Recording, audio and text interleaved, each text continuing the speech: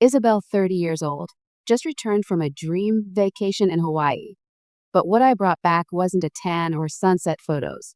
It was the end of my marriage. My husband, Ethan, 36 years old, and his family demanded that I pay for all the expenses of the trip, claiming that I owed them for being allowed to marry their son. When I refused, my husband casually snatched my wallet and threw it straight into the ocean, then burst out laughing. I didn't react. I calmly took a sip of cold water and said, "Good luck getting back." Without me. Ethan's face fell when he realized everything on the trip, from the plane tickets and passport to the hotel reservations, was under my name. When I decided to marry Ethan, I thought I was stepping into a life full of happiness and comfort. But no one ever told me that a relationship could become so difficult and full of challenges, just because of differences in social class and family background. Ethan, my husband, comes from a powerful family in Arizona, the kind of family I had only imagined through the stories of friends.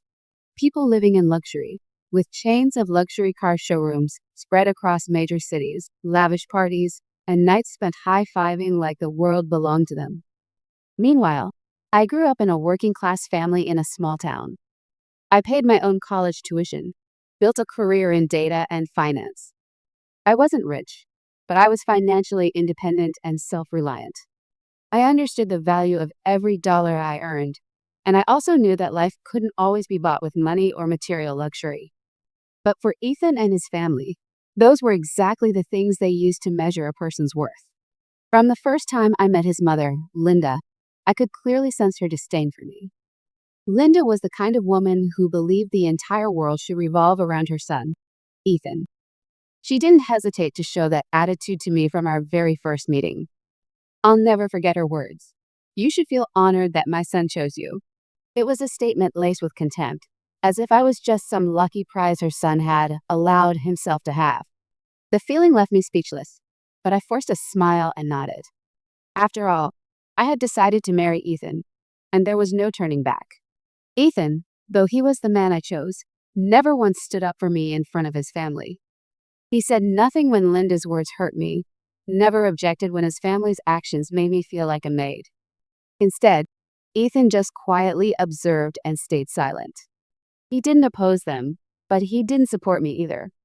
And I, out of love and the desire to please him, accepted it all. I gradually got used to his mother's scrutinizing stares, the subtle digs from his relatives, and the feeling of being just an accessory in his and his family's life. It was an uncomfortable feeling, but I tried to push it out of my mind because I loved Ethan. I believed that if I were patient enough, tried hard enough to build a family, then things would eventually change. But every time his family gathered, their contempt for me became even more obvious. They looked at me as if I were just an outsider, someone unworthy of sitting at their table. And my husband, instead of standing up for me, just watched them with a blank expression, as if I didn't matter. Over time, I realized I wasn't just facing the scorn of his family, I was facing Ethan's indifference. I had become a dutiful wife who received no support, no protection, not even a shred of empathy from her partner. It's a painful realization, to know that love doesn't automatically turn into respect, and that you're not valued for who you are, even in your own marriage. We had rushed into marriage, and gradually, I came to see that enduring all of this had become part of the life I had chosen. The times they treated me like an outsider, someone unworthy of standing on equal footing with them, slowly became a familiar reality that I couldn't change. Looking back, I realized I once believed that love could conquer all barriers. But I forgot that in love, respect is just as important. And I had let myself endure so much disrespect simply because I didn't want to lose the relationship with the man I once thought was everything. I once believed that love could cover everything. But now I realize that the most important thing in a relationship isn't just love, it's respect. At first, I thought the love between Ethan and me was strong enough to overcome any challenge, especially the differences in family background and social class. But over time, I came to understand that without respect, love is merely an illusion. When my husband's family decided on this resort, I thought it would be a wonderful opportunity to ease the tensions that had been building up inside me. A faraway, romantic place where we could relax and enjoy each other without the distractions of daily life. A famous resort with private bungalows overlooking the deep blue sea, daily spa treatments, boat excursions, and horseback rides on smooth white sands. Everything seemed perfect, a paradise anyone would dream of visiting. I hoped this would be the place where I could bond with his family, a place where I could feel comfortable and happy, a place to mend the cracks forming in our marriage. But gradually, I realized I had made a terrible mistake. On the first day, we had a lovely dinner with exquisite dishes. The atmosphere was romantic, candlelight flickering, the sound of gentle waves hitting the shore like whispers from the ocean. Everything was perfect until the server brought the bill. I thought there would be a gentle sharing, a fair split of the expenses. But instead, the bill was pushed straight toward me. Ethan sat across from me, looking at me with a half smile, as if this were the most natural thing in the world. "Can you take care of this one for me?" he said casually, as if it were no big deal. My face froze for a few seconds, unable to believe what I just heard. A wave of sadness, disappointment, and anger surged inside me, but I said nothing. I gave a strained smile and remained silent. At that moment, I felt like a stranger in my own life, in a relationship I had once trusted and believed would be a safe harbor. From that moment on, everything changed. After every meal, every outing, every spa treatment, the bill was always handed to me. I tried to make sense of it, tried to ask why, but every time I got vague answers. When I asked why I had to pay for everything, Ethan just smiled and said, "We're a family, aren't we?" That simple sentence left me speechless. Family? If this was family, why did I feel like an outsider, carrying everything alone without any support? Linda, my mother-in-law, coldly chimed in, "Our family isn't used to splitting bills. It's more convenient if one person pays."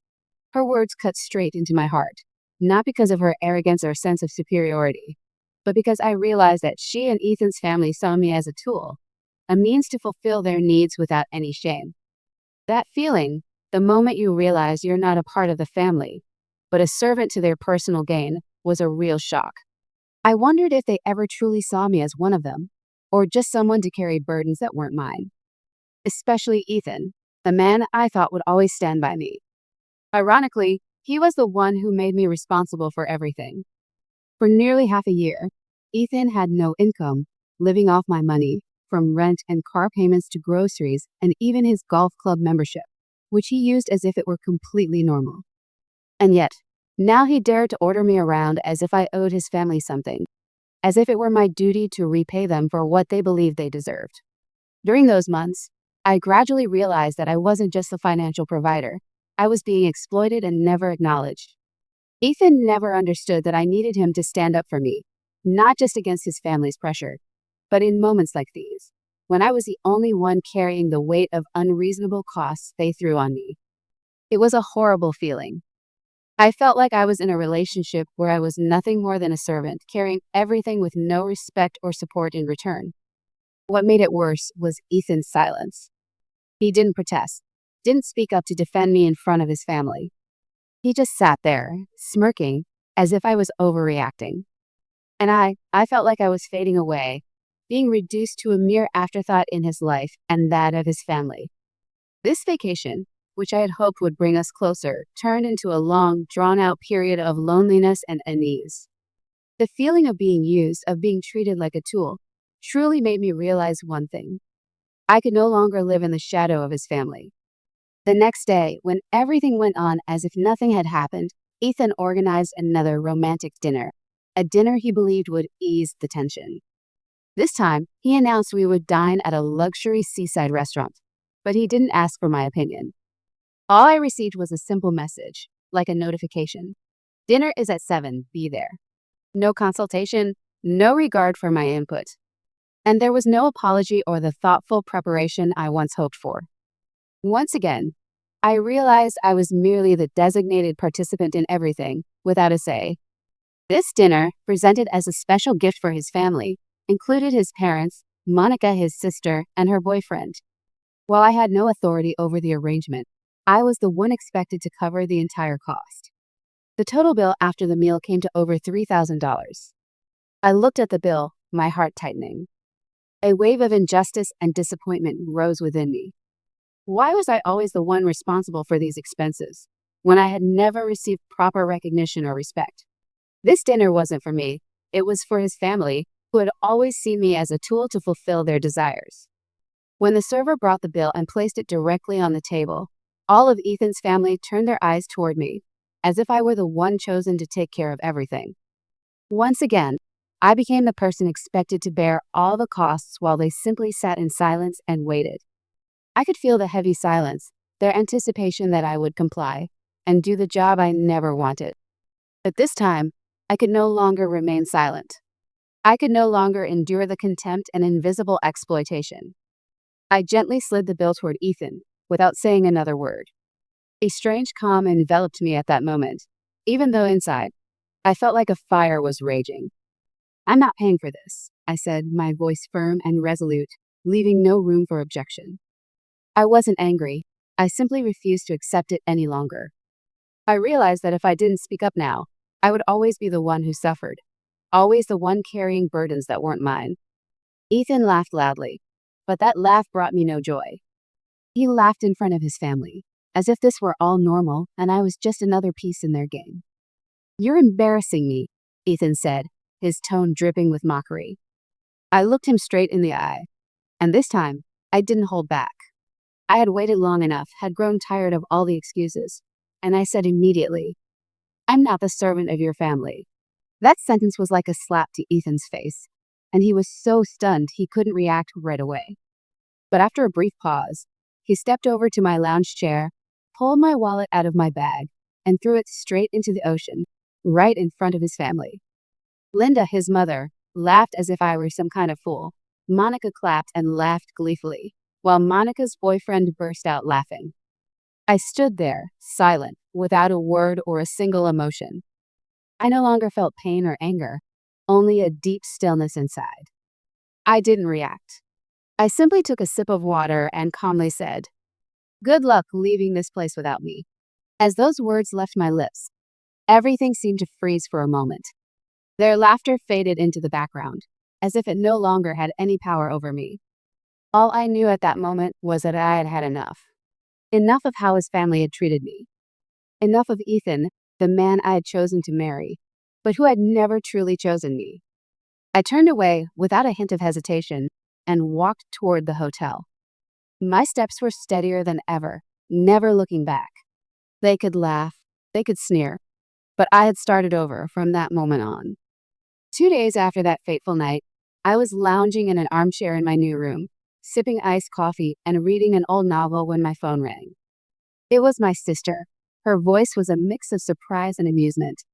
"Sis, Ethan just posted a story, saying he's starving, asking someone to please send him $300. He says you're punishing him. He says he hasn't eaten since yesterday."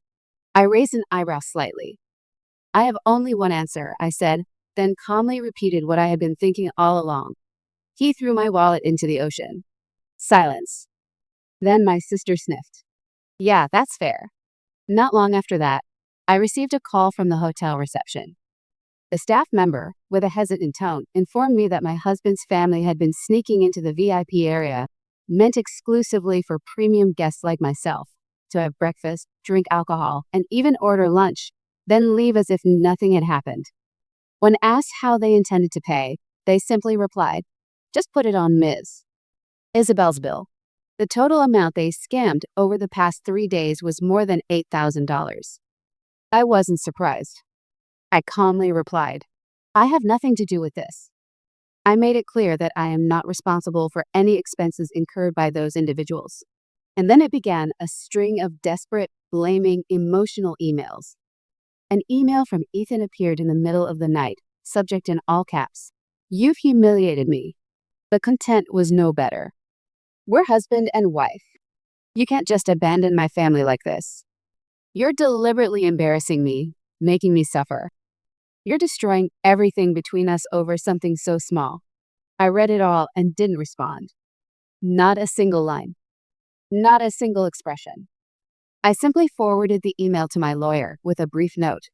"We need to revisit the prenuptial agreement."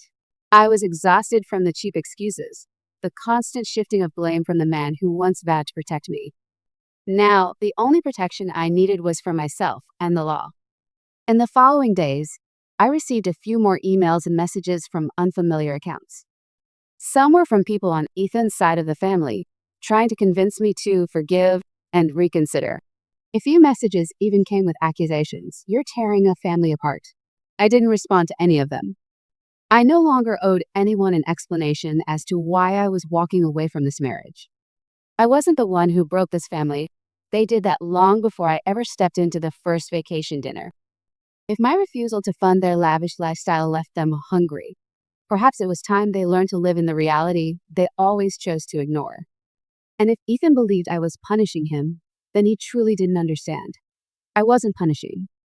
I was merely reflecting the treatment his family had given me. I don't know what compelled me to check my investment account that morning. Perhaps a gut feeling. Perhaps a habit of reviewing finances after emotional upheaval. But what I discovered froze my entire body for a few seconds. An alert for unauthorized access. IP address: Chandler, Arizona. I was in Hawaii. So was Ethan.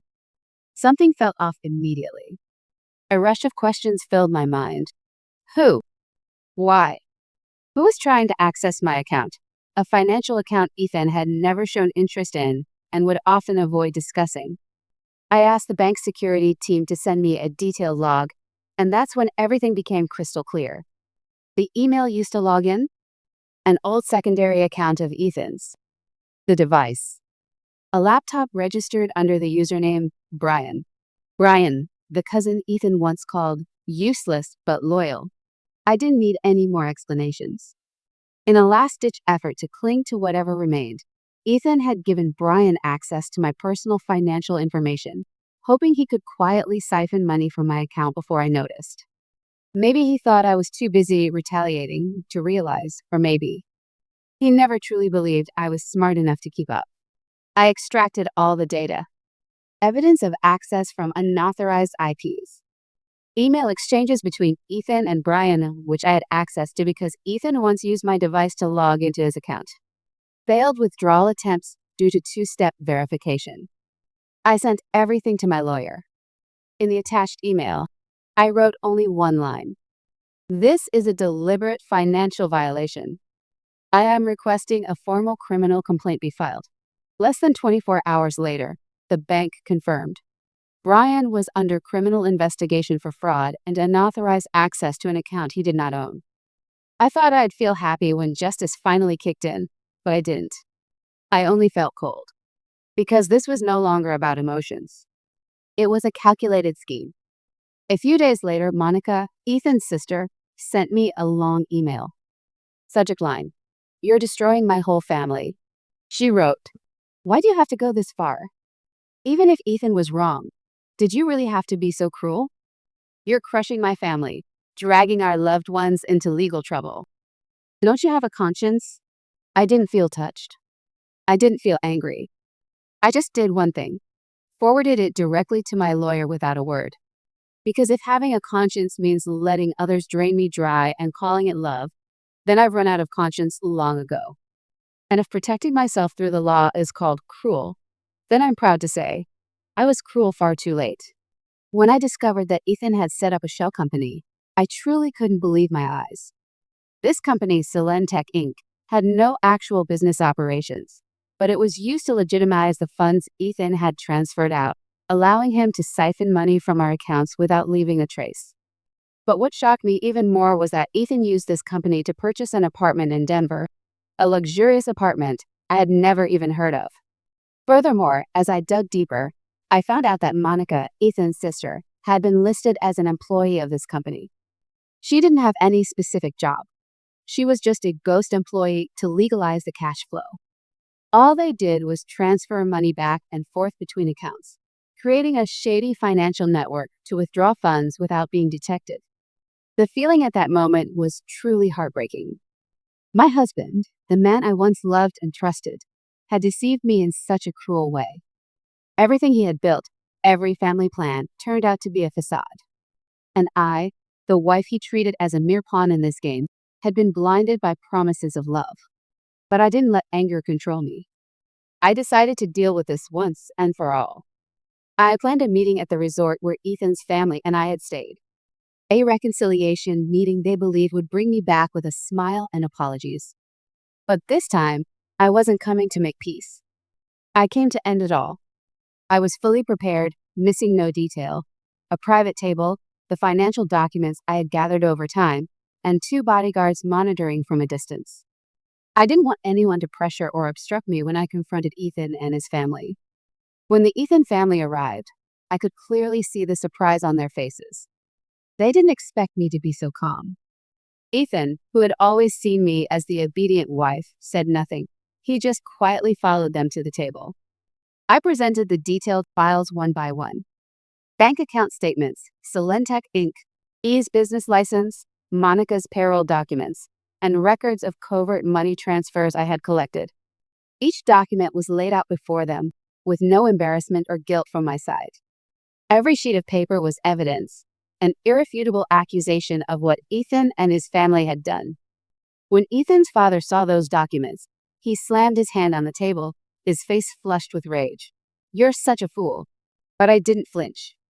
I wasn't swayed by those insults. I looked Ethan straight in the eye, and this time, nothing could stop me. "I once thought I could forgive, but you're not worth it. You're a fraud," I said calmly but firmly. And then, I stood up. A wave of freedom and relief swept over me. I knew I had done the right thing. Nothing would ever be the same again. I walked away without looking back, without stopping for even a second. As I left, Ethan, in a fit of anger, tried to run after me. But the hotel security quickly blocked him, not allowing him to come near. I no longer felt any pity for him. What I felt was liberation. I was no longer part of this deceit, and I would never return. I went back to Arizona, where the sunlight felt gentler than in Hawaii, and for the first time in years, my soul felt like it belonged to me. Not someone's wife. No longer the one who endured, who hid, who was seen as a puppet behind a prestigious family. I came home to myself, to the name Isabel, to the worth I had once lost in the name of marriage. The first thing I did after settling into the temporary apartment was call my lawyer, and from that moment, everything began to move in the direction I had chosen: divorce. No dragging things out, no bargaining, not a second of hesitation. I filed for divorce along with a demand for reimbursement of every expense I had covered during the trip: plane tickets, hotel, meals, tours, even the unexpected treats for Linda, Monica, and Monica's mysterious boyfriend. Every single dollar. The court had no reason to deny it. With all the evidence, the hotel's testimony, financial records from the shell company Solentech, and emails exchanged between Ethan and Brian, everything was presented as a closed indictment. Ethan was forced to sell the apartment under the shell company's name in Denver. Half of the money from that was transferred to my account. I felt neither joy nor sadness. I just felt justice, a rare kind of justice in an unfair marriage. Monica vanished from social media, either out of shame or because she was working with her lawyer to avoid being dragged into the financial lawsuit. Linda, the one who used to look at me like I was beneath her class, called, texted, even left a voicemail with a choked up voice. "We're a family, Isabel." I didn't respond. There was no need. My silence was the strongest affirmation that I no longer belonged to their world. I was no longer Isabel, the Fairchild daughter-in-law. I was just myself. And strangely enough, that brought an unexpected sense of peace. I moved into a small apartment where every morning I could smell the gentle aroma of coffee drifting from the kitchen, and in the afternoon, I could sit on the balcony reading without being interrupted by yelling or cold reproaches. On weekends, I'd go for walks, occasionally stop by a spa, have dinner alone, and it never felt like loneliness anymore. I didn't burn the wedding photo. I didn't erase the memories. I kept them as a reminder that no one can truly love another if they don't know how to respect them. One late afternoon, as the sun slowly set behind the horizon, I sat alone on the balcony. A glass of red wine shimmered in my hand, reflecting the deep purple of the sunset. I stared off into the distance, toward the ocean, the place where Ethan once threw my wallet, and I smiled. Not because I won, not because he lost, But because I stopped playing a game that had the wrong rules, just in time, I didn't retaliate. I didn't destroy anything. I just stepped away. And sometimes, the quietest retreat is the most profound victory. I didn't just reclaim what was mine. I reclaimed my voice, my worth, and the right to move forward, alone but not empty. And just like that, my life began again. Not with anyone else, but with myself.